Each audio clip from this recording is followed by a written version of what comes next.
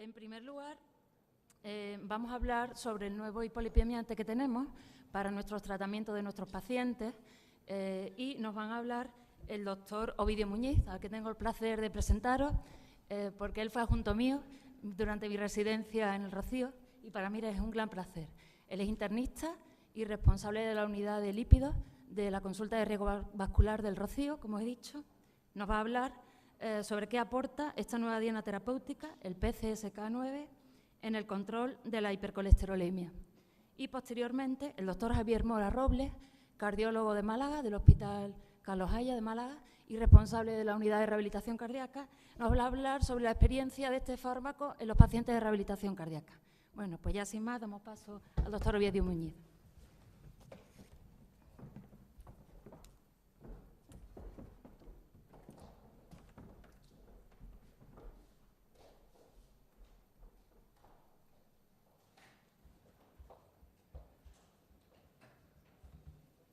Bueno, en primer lugar, quiero agradecerle a Enrique y a la Sociedad Andaluza de Cardiología la invitación a estar aquí con vosotros esta mañana y a todos los asistentes, por supuesto, y a Sanofi por el patrocinio de la mesa. Bueno, a mí me han pedido que haga un resumen de lo que aporta esta combinación de letras que hace solo 6 o 7 años la mayoría, incluso los que nos dedicamos a esto, pues no sabíamos ni de qué estábamos hablando, ¿no?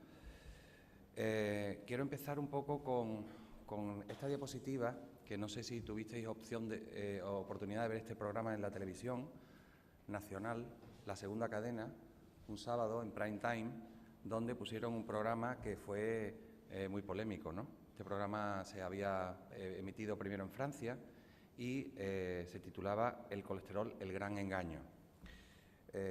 Yo estaba en un congreso fuera y mi mujer, que también es médico, me llamaba y me ponía mensajes diciéndome: no te puedes imaginar lo que están diciendo en televisión, ¿no? Me metí en Google esta semana pasada preparando la charla y combinando colesterol con mentira, farsa, engaño, me salieron 650.000 páginas que hablaban sobre este asunto, ¿no? Y bueno, pues yo quería, como aficionado a los lípidos, internista que soy, aficionado a los lípidos, pues si alguien tiene alguna duda de esto, pues tratar de disiparla en la medida de lo posible y apoyándome en los datos también de los nuevos tratamientos. El colesterol LDL, yo creo que está fuera de toda duda que bajo todos los criterios clásicos y que siguen vigentes, es algo más que un factor de riesgo.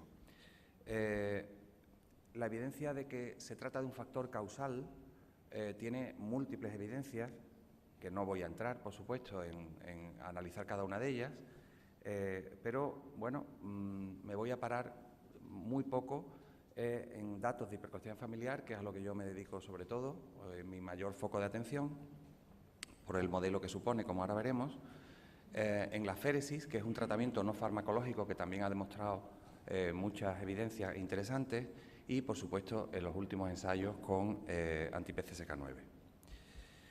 Bueno, que el colesterol forma parte de la placa es algo que yo creo que todos los que estamos aquí estaremos de acuerdo en que es algo indiscutible y que es digamos, el impulso sobre el cual se desarrolla la respuesta inflamatoria y todos los eventos que ocurren tanto en la progresión de la placa estable como en la inestabilización de la placa en los síndromes coronarios agudos. Esta recta regresión, que hay que ponerla siempre, os quiero decir que probablemente es la que ofrece mayor grado de evidencia de toda la historia de la medicina. Es decir, que bajando el colesterol baja el número de eventos cardiovasculares con los grandes ensayos de estatina desde los años 90, es algo que todos sabemos, y recientemente se ha abierto la puerta a otros tratamientos y sabemos que ya no solamente con las estatinas somos capaces de reducir eventos cardiovasculares. La féresis es una técnica que todos conocéis, un poco de oídas, pero que nosotros tenemos alguna experiencia. Tenemos 13 pacientes en nuestro hospital que han recibido esta terapia. La primera fue una compañera que tuvo un infarto en una guardia y que después de pasar por revascularización percutánea y quirúrgica llegó a un momento de su vida en la que tenía 6 o 7 episodios de angina al día y fue el primer caso hace más de 10 años que entró en este tratamiento, a partir del cual dejó de tener episodios de una forma muy espectacular. Es verdad que no hay grandes ensayos randomizados en pacientes en aféresis, pero es verdad también que la NNT para prevenir eventos es muy baja. Estos son datos clásicos de clínicas de aféresis alemanas, con más de 200 pacientes en aféresis, en los que veis cómo la diferencia frente al tratamiento convencional es rápida y consistente con los ensayos con estatinas.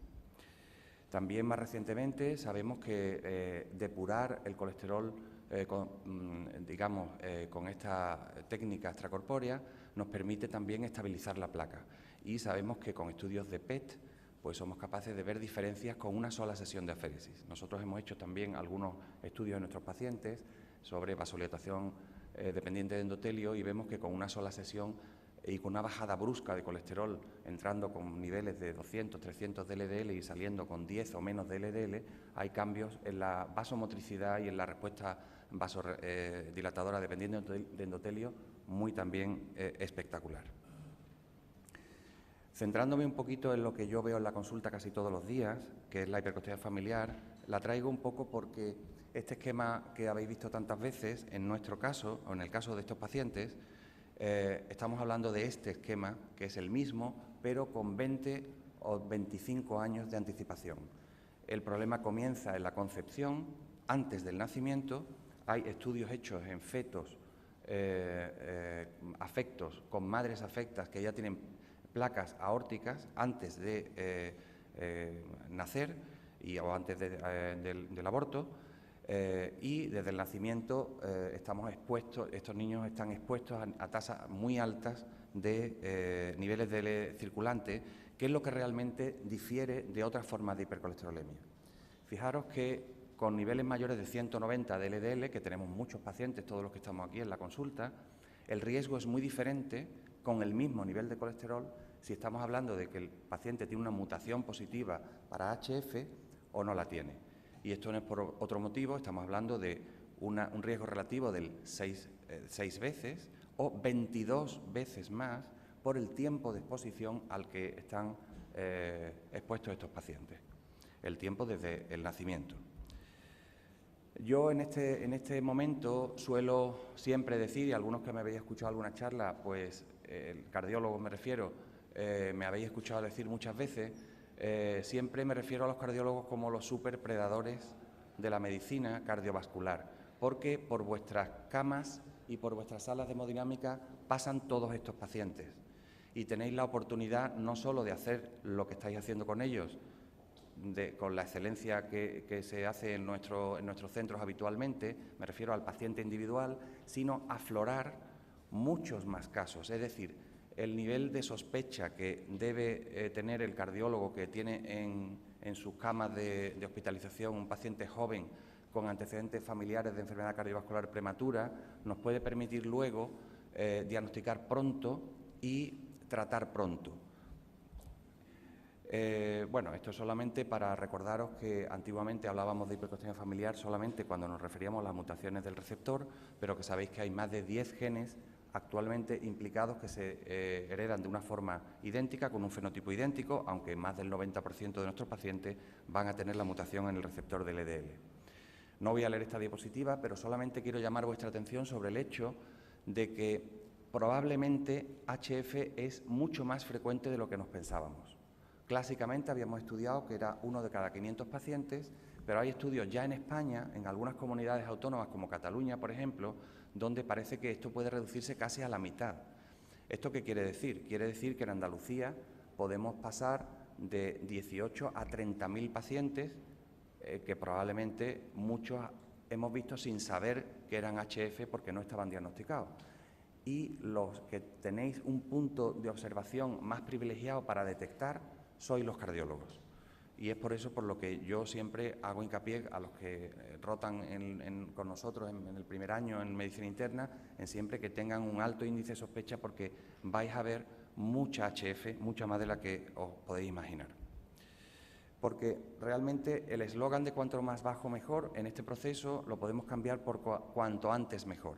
Frente al niño homocigoto verdadero, paralelo nulo, que suele debutar con muerte súbita por estenosis aórtica o infarto de miocardio a los 10 años, 10, 12 años, veis ahí que si empezamos el tratamiento en los heterocigotos con tratamientos sencillos a dosis bajas, somos capaces de conseguir lo mismo que si empezamos el tratamiento a los 20, a los 30 o ya, como desgraciadamente ocurre después del evento.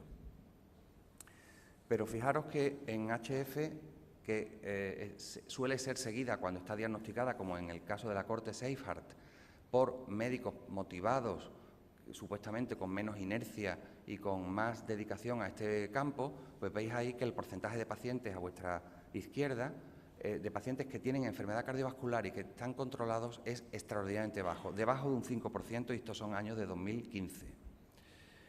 Para pacientes no HF sabéis que no hay ni un 20% de pacientes que después del evento estén controlados, y esto no es solo por culpa de los médicos, es también porque hasta ahora no habíamos tenido tratamientos lo suficientemente eficaces para llevar objetivos a los pacientes, ¿vale? Por supuesto que hay una parte también de inercia, etcétera, pero la falta de terapia también ha sido una gran responsable. Así que en el tratamiento, que siempre contemplará las estatinas como el centro, tenemos en la punta de la flecha no solo ya a la aféresis, que tendrá su papel para determinados pacientes y no se va a acabar, pero va a ser muy reducida en comparación a lo que teníamos hace solo 2 años o 3 años, cuando han aparecido esta nueva clase terapéutica que todos conocéis ya bien, y que ha sido realmente espectacular su desarrollo, y que veis ahí que en el año 2003 salió la primera publicación que incluía la palabra PCSK9, en 2003, y ya este año, que no está aquí en esta diapositiva, estamos hablando de un promedio en el año 16 y 17 de unas 600 publicaciones al año. ¿Qué quiere decir esto? Pues que ha habido un desarrollo como nunca lo había visto yo, al menos en fármacos que tengan que ver con el metabolismo lipídico. Estamos hablando de que tenemos que acostumbrarnos a manejar biológicos que son fármacos muy diferentes a lo que estamos acostumbrados a manejar en nuestra práctica habitual. A pesar de que son fármacos con un mecanismo de acción muy nuevo para los que no lo habíamos manejado antes, realmente el mecanismo íntimo por el cual esta nueva clase terapéutica reduce los niveles de colesterol es el mismo que la mayoría de los fármacos que utilizamos en la práctica clínica, quitando lomitapide y mipomersen, que se utiliza solo en HF homocigota y que tienen otros mecanismos diferentes en el acoplamiento de las lipopartículas hepáticas. Realmente todos los tratamientos tienen el mismo efecto, que es permitir una mayor expresión de receptor del LDL. Y en ese sentido, y esta diapositiva la habéis visto también muchas veces, esta nueva clase terapéutica pues lo que hace es inhibir a la proteína que regula a la baja al receptor y permitir que se recicle a la superficie celular aproximadamente entre 120 y 140 veces, lo cual ya os podéis imaginar la ventaja que supone en aclaramiento de partículas circulantes de LDL. Un miedo que hemos tenido siempre desde tiempos pretéritos antes de las estatinas es hasta qué punto se asocian los niveles bajos de colesterol a problemas de salud, no solo a cáncer, sino a otro tipo de problemas, y esta es una pregunta que yo creo que está más que respondida hace tiempo, pero para la que van saliendo nuevas y nuevas evidencias. Esta misma semana acaba de salir de Impruvit un seguimiento a largo plazo, donde vemos cómo pacientes tratados con simvastatina y ezetimibe, seguidos por más tiempo de lo que Impruvit, digamos, siguió a los pacientes de promedio, que fueron más de 6 años, pues los pacientes que tenían menos de 30 de LDL tampoco tenían ningún efecto adverso distinto al resto del grupo, que eran más de 18.000 pacientes. Pero esto ya lo sabíamos desde el TNT, y sabíamos que ni el suicidio, ni el ictus hemorrágico, ni las neoplasias son más frecuentes ni con atorvastatina o con otras estatinas en prevención secundaria, pero tampoco en prevención primaria. Estos son datos del Júpiter, donde veis que precisamente los pacientes que más se benefician son los que alcanzan los niveles más bajos de colesterol, pacientes con niveles de partida modestos y sin haber tenido evento en prevención primaria. Esto ha sido corroborado en el Fourier, que sabéis que se presentó hace un mes y pico, y veis también cómo los pacientes que son tratados con este nuevo grupo terapéutico, en este caso con evolocumab, son precisamente aquellos que reducen más los niveles de LDL, los que más se benefician en el endpoint combinado de eventos cardiovasculares mayores de este estudio. Es decir, de alguna forma todo nos indica que el eslogan "cuanto más bajo mejor" no deja de ser cierto, sino que cada vez es más cierto.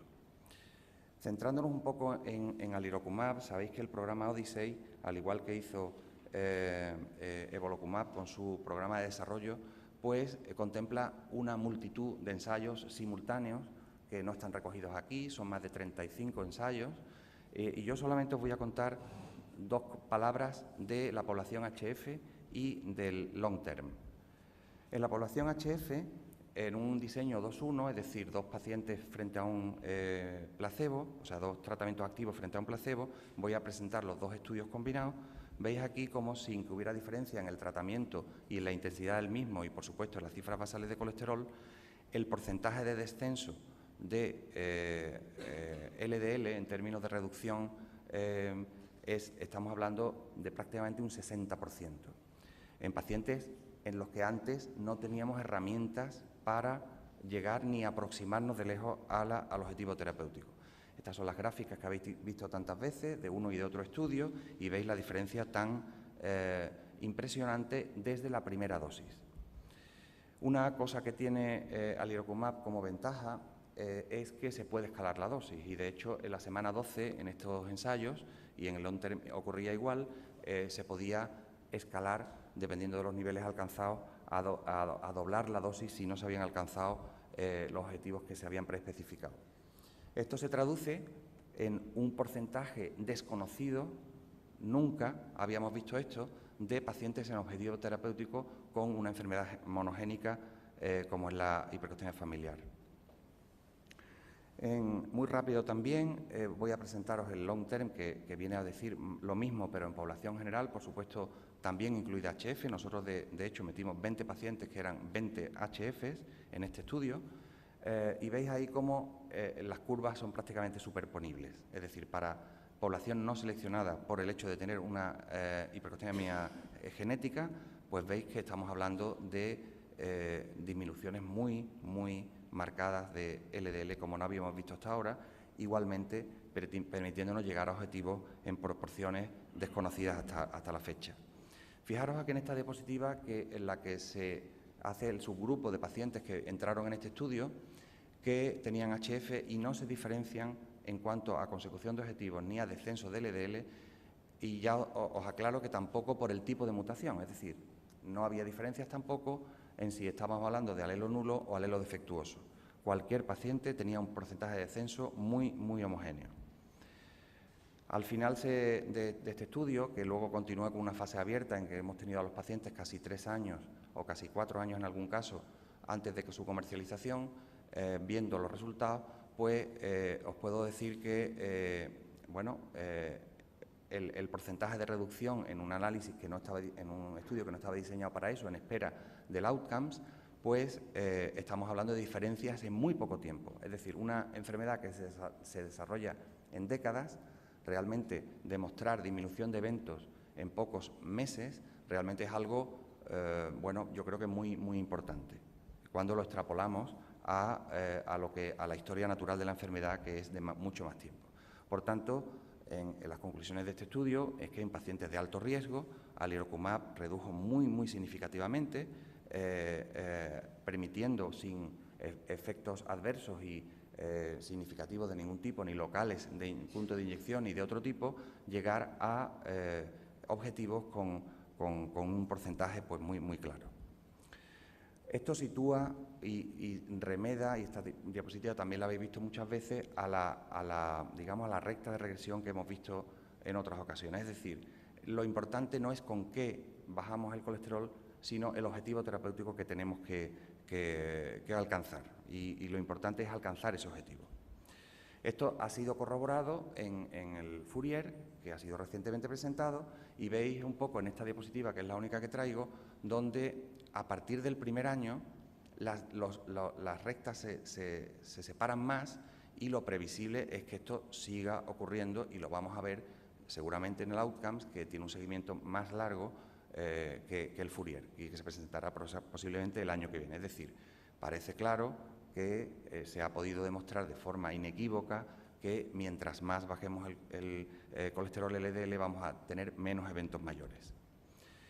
La Sociedad Española de Aterosclerosis hizo una puntualización sobre el PNT de estos preparados, que todos conocéis y que yo no voy a entrar a discernir, que algunos hospitales la han cogido como la base para las comisiones de farmacia o le han dado una vuelta de tuerca, porque esto va por barrios, va por según cada hospital y supongo que habrá algún momento en el que se unificarán criterios, porque no puede ser que haya esa disparidad de hospital a hospital, ¿no?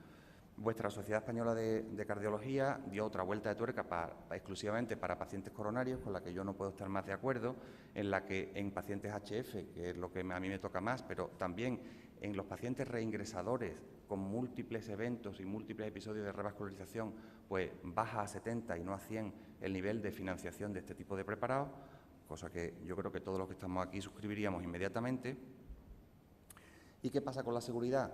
Bueno, pues en estos combos de estudio, fase 2 y fase 3, y fijándonos especialmente en lo que más nos preocupa, que son los pacientes que alcanzan niveles extraordinariamente bajos, incluso por debajo de 15 miligramos por decilitro de LDL, pues hemos visto que no tenemos que tener, digamos, preocupación. Los que llevamos utilizando tiempo estos preparados, pues la verdad es que estamos tranquilos y queremos trasladar esta tranquilidad de nuestra práctica, pero si nos apoyamos en estos datos, pues todavía más. ¿Veis esa pequeña flecha? Bueno, aquí están, por supuesto, el deterioro neurocognitivo, la aparición de nuevos casos de diabetes, la toxicidad hepática o las mialgias, y veis que no hay ninguna diferencia, y veis esa flecha roja en la aparición de cataratas, pero en el Fourier nuevamente, que estamos hablando de 27.000 pacientes, pues no ha habido diferencias. Estos fármacos son muy limpios, tienen una diana muy clara y se toleran muy bien. Ese es el resumen que quería trasladaros. También, cuando hablamos de biológicos, hay que hablar de anticuerpos neutralizantes. Todos sabéis que en los SPIRE ha habido un problema que ha llevado a Pfizer a suspender, que ha sido que su anticuerpo pues, ha ido perdiendo en un grupo de pacientes muy amplio eficacia a lo largo del tiempo y han decidido parar su desarrollo. Y esto no es por otra cosa, por la propia naturaleza de la molécula. Estamos hablando de un anticuerpo humanizado o uno completamente humano, como es el caso de Evo y de alirocumab. Os presento ya dos diapositivas para ir terminando de nuestra propia experiencia. Estos son los primeros 37 pacientes que vamos a presentar ahora en Cádiz, en la Sociedad Española de Aterosclerosis, que tuvimos en nuestra consulta con estos preparados ya en vida real desde el año pasado, más o menos por esta fecha.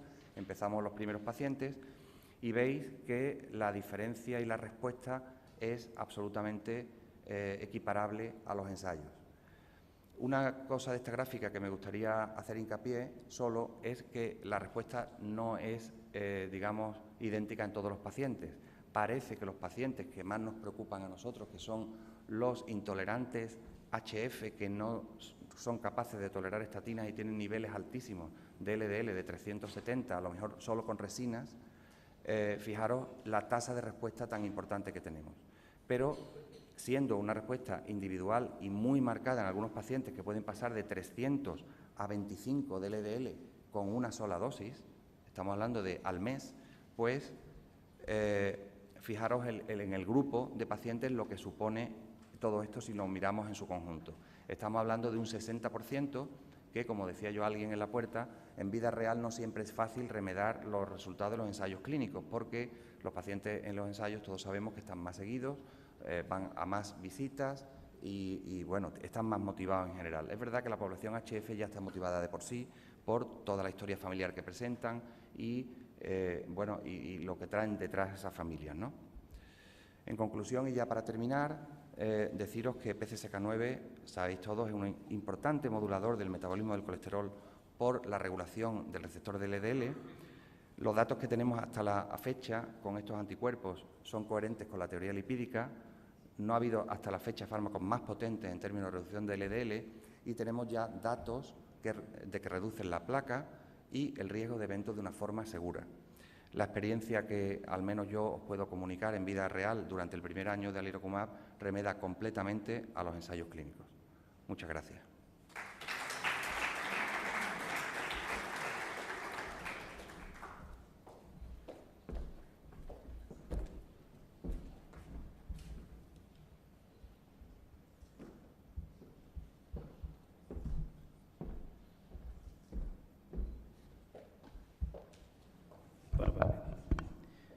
Buenos días a todos. Lo primero, agradecer, por supuesto, a la sociedad y, en particular, a Enrique, su amable invitación. Enhorabuena por elegir el sitio, espectacular. Y, como no, a Sanofi por pues, colaborar en el patrocinio de la mesa, ¿no? Me toca a mí hablar una parte, la visión cardiológica de estos nuevos fármacos, que, bueno, evidentemente necesitamos, ¿no? Estamos faltos de medicamentos para el colesterol, porque el camino que nos lleva hasta el colesterol por debajo de 70 está lleno de obstáculos. El primero, la prescripción, no siempre se prescribe correctamente, como ahora veremos. Como decía Ovidio, la eficacia a veces deja mucho que desear y a veces topamos con efectos adversos que nos impiden llegar al objetivo, ¿no? Y eso que las estatinas cada vez se prescriben más, ¿no? Y nos acercamos al 100% de prescripción en pacientes con síndrome coronario agudo, como dicen los diferentes registros. Pero si hacemos caso de datos del año pasado del REPAR, que era un registro hecho por cardiólogos en pacientes coronarios, pues estatinas de alta intensidad apenas era un 40%, muy lejos de lo que probablemente nuestros pacientes requerirían, ¿no?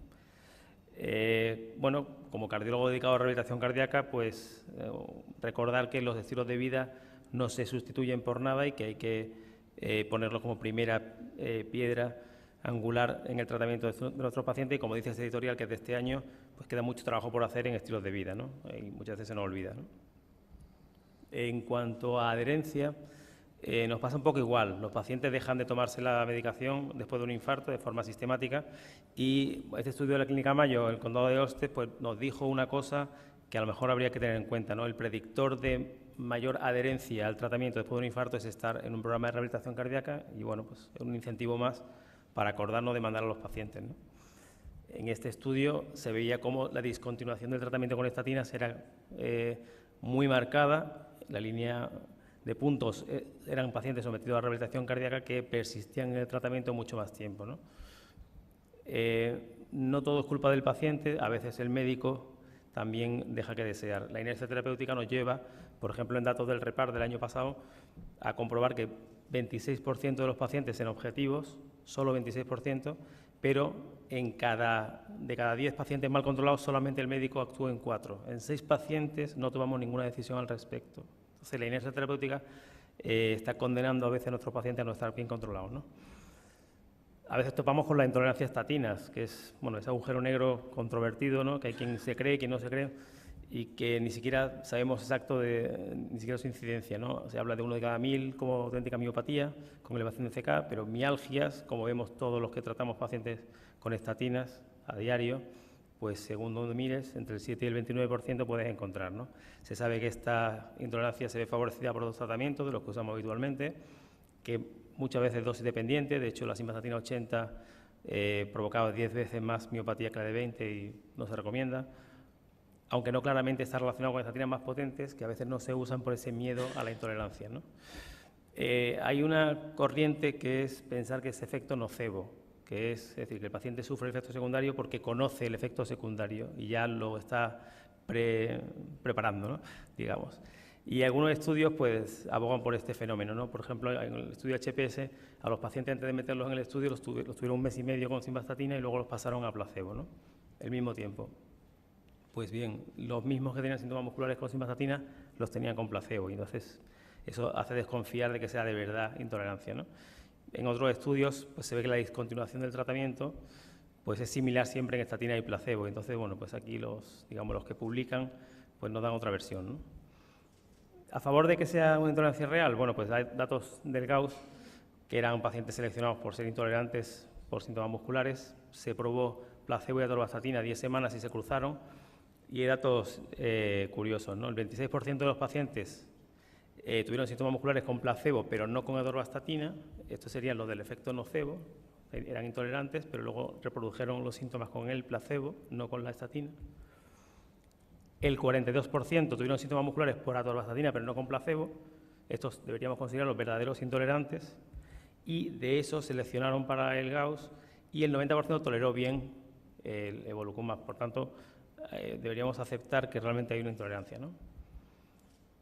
El mecanismo, bueno, pues subyace una alteración mitocondrial. La célula muscular es muy dependiente del metabolismo aerobio mitocondrial y quizá hay un problema para nuestros pacientes de rehabilitación cardíaca, que es que el ejercicio sostenido puede favorecer esta cascada de disrupción de membrana y de alteraciones mitocondriales que al final pueden llevar a esto, ¿no? En teoría, según donde leas, el inicio de síntomas ocurriría en torno a la semana 14, por tanto no habría que pensar en esto en síntomas muy precoces, aunque lo vemos. Igualmente requeriría 2 semanas de interrupción para ver mejoría de síntomas y no decirle que se deje de tomar la pastilla 3 días, ¿no? ¿Tiene consecuencias ser intolerante a estatinas? Pues datos de este año, hay un estudio muy curioso de Medicare, con pacientes Medicare, más de 100.000 pacientes, y compararon qué pasaba con aquellos que eran muy adherentes a estatinas y aquellos que eran intolerantes a estatinas. Bueno, pues los intolerantes, que en esta serie no eran muchos, unos 65%, tenían un 50% más de riesgo de infarto y de eventos cardiovasculares. Por tanto, el ser intolerante probablemente estás peor tratado y estás expuesto a más riesgo, ¿no? ¿Cómo manejar la intolerancia? Bueno, pues como médicos que somos, ver qué paciente tengo delante, elegir la estatina, elegir la potencia, la dosis, evitar interacciones, o como dice un internista americano, que me gusta mucho esta reflexión que hace, probablemente el único acercamiento a estos pacientes será pues entenderlos de forma compasiva, jugar un poco a médicos, ¿no? Ensayo-error, y llegó el momento de aceptar el fallo del fármaco y si hay que seguir el camino sin estatinas, pues seguirlo, ¿no? Y por suerte tenemos inhibidores PCSK9 para este tipo de casos. Normalmente los candidatos, bueno, quitando la hiperglucemia familiar, que ya ha hablado vídeo, pues serían los pacientes con enfermedad cardiovascular con LDL elevado a pesar del tratamiento óptimo, o los intolerantes, ¿no?, a los fármacos. Pues en estos escenarios pues se han probado estos inhibidores PCSK9. Os traigo el Odyssey Alternative, que es un estudio de alirocumab en pacientes intolerantes a estatinas, y compararon alirocumab 75 o la posibilidad de 150 contra ezetimibe y un reintento con atorvastatina. Partían de unas LDL de 190 de promedio, son pacientes que no toleraban tratamiento, por tanto descontrol total, y los descensos, pues los que se han mencionado, ¿no?, más del 50% con alirocumab y en torno al 20% con ezetimibe. Este era un estudio de beneficio, digamos, bioquímico, ¿no?, de datos de colesterol, y realmente el descenso era muy significativo, ¿no? Al partir de un LDL tan alto, la mitad de los pacientes fueron titulados, que es la ventaja del alirocumab, poder titular a una dosis de 150 para llegar a objetivos, ¿no? Igualmente, en el paciente que no alcanza objetivos, se testó alirocumab en el combo 2 contra ezetimibe, que es la segunda línea de tratamiento que podemos comparar, ¿no? Más de 700 pacientes, todos enfermedad coronaria o equivalente, y bueno, pues incluso los que no eran enfermedad coronaria, había renales, había pacientes de vida real, digamos, de los que tratamos en las consultas, ¿no? Y unas LDL ya pacientes un poco mejor controlados, 109 de promedio, y el descenso que uno esperaría, ¿no? Alirocumab 50%, ezetimibe 20%, y mejoría en todos los parámetros lipídicos estudiados, a excepción de los triglicéridos, con beneficio claro de alirocumab. Y como os he comentado, pues con un perfil de seguridad totalmente superponible uno y otro, y por tanto con mucha tranquilidad en cuanto a seguridad, ¿no? El siguiente paso es saber si bajar LDL es cosmético o mejora la arteriosclerosis. Y el GLAGOS, por ejemplo, responde a esto, ¿no? Un estudio con IBUS y pacientes coronarios con LDLs bastante aceptables, en torno a 90, que al tratarlos con evolocumab bajan a 36 de mediana, y hay un descenso en el porcentaje de volumen de ateroma en la placa, que era el endpoint primario, así como una inversión en el, digamos, en el perfil regresor-progresor, esa traducción un poco inventada, pero bueno, a favor de regresar placa en vez de progresar placa en estos pacientes, ¿no? Por supuesto, hay que ver si esto se traduce en descenso de eventos cardiovasculares. Ya se ha comentado el Fourier y el Odyssey Outcomes, que está por llegar. Del Spire ya no hablamos. Y el Fourier, bueno, pues se ha comentado, voy a pasar muy por encima, pero viene a respaldar que no solamente es bueno bajar el LDL, no solamente es bueno regresar placas, sino que al final tenemos menos eventos, y eso es lo que nos respalda a seguir en este camino, ¿no? De momento las guías no contemplan esto, no hay guías posteriores y de momento sería una línea 2B de tratamiento, pero como ha comentado Ovidio, pues ya tenemos informes de posicionamiento de la Sociedad Española, este se ha comentado, de la Sociedad Española de Arteriosclerosis, se ha comentado, donde se ponen bueno, el perfil de pacientes que entraría aquí, o el informe de posicionamiento del Ministerio, las indicaciones financiadas para Ebolo y el Elirocumab, y en resumen serían pacientes ya tratados o intolerantes que tengan más de 100 de LDL, o sea que el número 100 sería el número mágico para lanzarse a añadir al tratamiento o prescribir estos fármacos, ¿no? ¿Realmente esto se está aplicando? Bueno, pues vamos a ver un poco en rehabilitación cardíaca. Normalmente en rehabilitación cardíaca, si hacemos caso al registro europeo, al Eureka-Red, son pacientes, y os muestro lo de España, que no están tan mal controlados. Pacientes que parten de un LDL en torno a 90, al pasar por rehabilitación cardíaca bajan 15 miligramos de decilitro de promedio. Por tanto, nuestros pacientes están bastante bien controlados, probablemente con lo que hay en el mercado de estatinas y el plus de estilos de vida que se fomentan en rehabilitación cardíaca. Pero aún así, hace falta algo más en muchos pacientes. Os traigo nuestra experiencia inicial. Los primeros 10 pacientes que tratamos con Elirocumab eran pacientes ya tratados, como veis, con diferentes estatinas de alta potencia, a la dosis que se pudo alcanzar, alguna pitavastatina por pacientes intolerantes. En la mayoría se intentó ezetimibe y no alcanzamos objetivos y por eso tuvimos que prescribir Elirocumab, normalmente porque no toleraban dosis mayores de estatinas, dosis completas, algunos por ineficacia o algunos porque no toleraban la adición de ezetimibe y no llegaban a objetivos, ¿no? Y bueno, pues lo esperable, partiendo de unas cifras de LDL altas, pues descensos muy marcados de en torno al 50-60%. Solamente un paciente que partía de unas cifras superiores tuvo que ser titulado a 150, teníamos esa posibilidad. Es una serie muy corta, es nuestro inicio, poco seguimiento, pero de momento sin eventos y con un perfil de seguridad totalmente óptimo. Os traigo un par de casos por comentar, si queréis, ¿no? Os presento un varón de 48 años, es fumador de los 30, no tenía colesterol conocido, ni antecedentes familiares y debutó con un infarto anterior en 2013, se hizo una angioplastia primaria, está en ADA, tenía otra lesión moderada a la derecha y se trató con atorvastatina 40 al alta con un EDL basal de 139. Lo tuvimos en rehabilitación cardíaca y aquejó mialgias desde el inicio. Nos obligó a reducir la dosis a 20 miligramos de atorvastatina, se cambió por rosuvastatina, 5 miligramos, por probar lo mínimo, mismos síntomas, desaparecieron al interrumpir el tratamiento un par de semanas, se prescribió pitavastatina, toleró 1 miligramo, LDL 113, la CK por supuesto normal siempre, que esto es una cosa que se repite, y en 2016 reingresa con otro infarto sin onda Q y se detectó una progresión de la lesión de la derecha distal, ¿no? Este empleo permeable y un LDL de 111. Se asoció ezetimibe y bajó hasta 102. Siguiente paso, conformarse o hacer algo más. Se prescribió Elirocumab y en la siguiente analítica tenía 59 de LDL, ¿no? Paciente con progresión de arteriosclerosis. Otro caso un poco diferente es otro varón, 56 años, hipertenso, dislipémico conocido, en 2009 tiene dolor torácico y coronarias normales, pero en enero de 2014 tiene un infarto anterior y tiene una lesión en la D proximal que se trata. LDL 215 al alta de planta y se trató con rosuvastatina 20. Realizó rehabilitación cardíaca, llegamos hasta 168 de LDL, se añadió ezetimibe 10, llegamos a 149 de LDL, se cambió por la combinación atorva 80 ezetimibe 10, sin éxito, 147 de LDL. Bueno, pues siguiente paso, no nos queda más que un inhibidor PCSK9, se trató con 150 de Elirocumab, el objetivo la verdad es que estaba lejos, era 147 y bueno, pues se ha logrado alcanzar, ¿no? ¿Esto se hubiera hecho igual en todas partes? Bueno, mis compañeros saben que he estado hoy preguntándoles a ver qué hacían en cada hospital y la verdad es que es impresionante que no. Realmente cada hospital tiene su propio papel de visado con sus objetivos, algunos salen cifras como 150 en algunos hospitales para un paciente con cardiopatía isquémica estable, es decir, lo que decía un poco Ovidio, ¿no? Un poco mare magnum, hay indicaciones. Lo único que está de acuerdo casi toda Andalucía o todo lo que yo he podido recabar es que un paciente isquémico inestable, recurrente o con diabetes deberá tratarse con inhibidores PCSK9 siempre que pase de 100 de LDL. Y en la intolerancia a estatinas, pues igual. Hay hospitales que con más de 100 ya se permite su uso y otros que precisan un LDL por encima de 190 en intolerantes.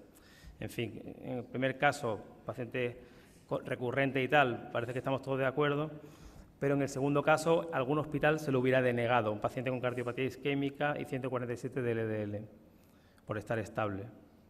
En fin, como dice Homer, a veces uno no entiende nada, ¿no? Bueno, solamente algún aspecto práctico, por si alguno no se ha familiarizado todavía con las inyecciones. Tenemos estos dos preparados, alirocumab y volocumab. Como hemos comentado, alirocumab se puede titular, hay una dosis de 75 o 350, según el objetivo de descenso que tengamos previsto. El volocumab tiene una presentación mensual, por ejemplo, la que se usó en el GLACOF, que no está disponible en el mercado, por tanto no se puede usar. Que se administra en subcutáneo, en esas zonas que están ahí marcadas, que para la correcta entrada del fármaco debería estar enterrada la parte amarilla de la pluma o del bolígrafo. Y bueno, pues si asumimos a nivel farmacológico que aliro y evolocumab son equivalentes, pues ya nos queda lo siguiente, ¿cuál elegir, no? Ahí digamos que hay, se proponen 4 criterios a la hora de tomar la decisión. Uno sería el más barato, en este caso hay poco, parece que cada hospital ha negociado precios. El segundo criterio sería decir, pues cada médico que sea libre de elegir, si consideramos que son equivalentes, o elegir el que presente mejores datos de morbo y mortalidad cardiovascular y seguridad. Habría que esperar a los 16 outcomes y comparar con Fourier, a ver qué nos convence más. O la alternativa que mejor optimización posológica nos ofrezca, en este caso solamente el alirocumab nos ofrece variabilidad en eso, ¿no? Bueno, como dicen ya los titulares y se ve en Internet, pues llegan estos inhibidores PCSK9 para cambiar el paradigma del tratamiento del colesterol y reducir el riesgo cardiovascular. Eso es inevitable. Este año hay consenso de la Sociedad Europea de Arteriosclerosis y hablan de LDL como factor causal, no factor de riesgo, como ha dicho Ovidio antes. Y bueno, realmente nos daría igual por qué medio lleguemos al fracaso, si es por falta de eficacia, por variabilidad individual, por falta de adherencia, porque el caso es que vamos a tener eventos, vamos a tener ingresos, mortalidad, y eso va a ser gasto también. Bueno, se abre un camino al éxito que probablemente venga de la mano de estos fármacos más potentes y más resolutivos, y que igual conseguimos ponerle freno al colesterol, que en el fondo es lo que queremos todos, ¿no? Muchas gracias.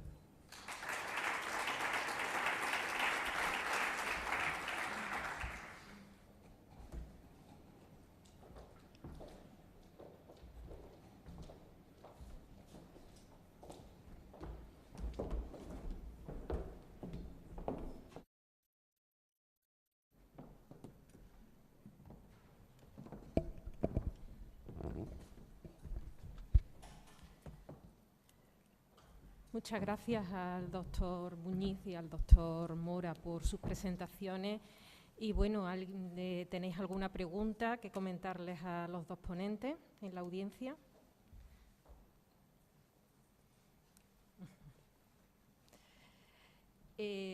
Bueno, yo creo que por modo así de un poquito de resumen y de mensajes que nos podemos llevar a casa, ¿no? Pues parece que se ha abierto una nueva vía en el tratamiento del colesterol. Son fármacos muy seguros, como lo han demostrado los estudios que están apareciendo recientemente.